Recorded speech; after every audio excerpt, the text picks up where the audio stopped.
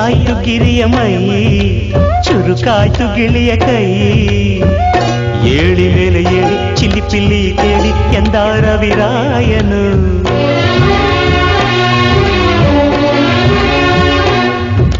ಮರಗಿಡದ ತಲೆಯ ಒರಸಿ